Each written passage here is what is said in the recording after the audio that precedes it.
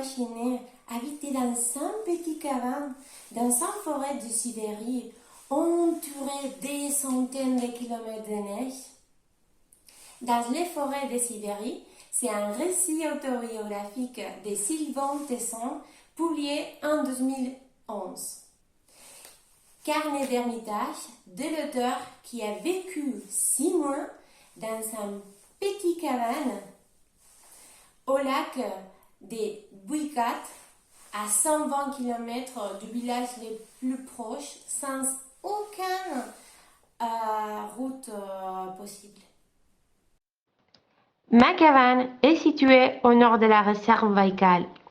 C'est un ancien abri des géologues construit dans les années 1980 et enfui dans une clairière de cèdres. Le lac, lui, repose à 450 mètres d'altitude. J'en vois la rive de mes fenêtres. J'utilisais la bande dessinée des Virgines Duroy, que c'est une adaptation du livre de Sylvain Tesson.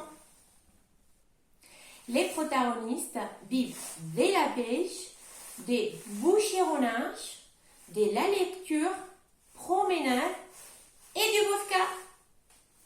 Avez-vous une idée des raisons qui les poussent à s'éloigner de la civilisation dans cette condition?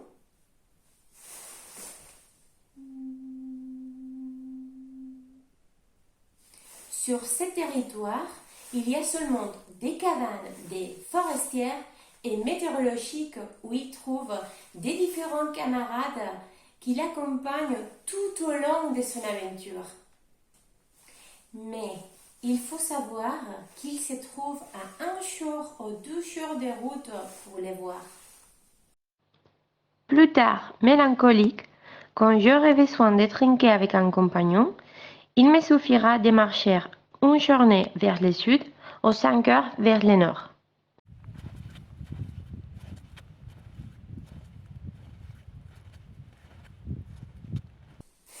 Que font-ils pendant ces longues nuits de visite?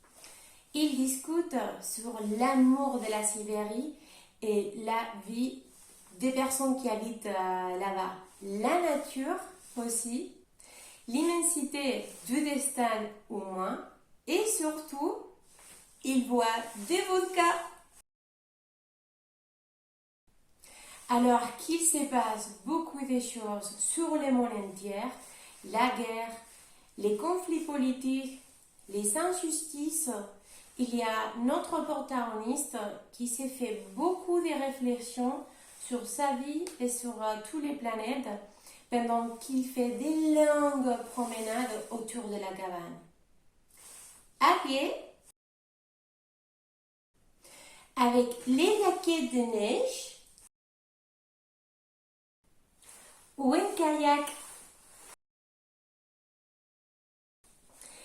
Il apprend à survivre dans un beau paradis entouré d'incroyables bêtes.